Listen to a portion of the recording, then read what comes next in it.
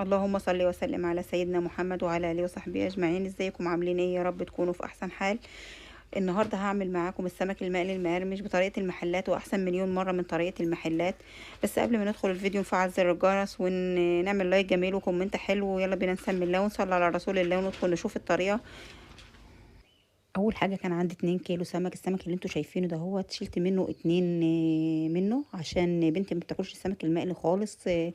وبعدين شايفين السمكه الحجم اللي انتوا تحبوه تستخدموه، اي حجم تحبوه. ده السمك الحجم الكويس اللي كان بالنسبه لي انا استخدمته، كان حجم جميل جدا.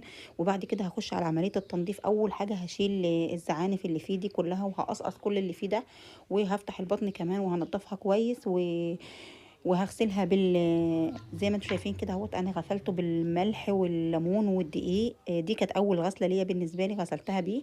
تاني حاجه هعمل له محلول نقع كمان. وزي ما قلت لكم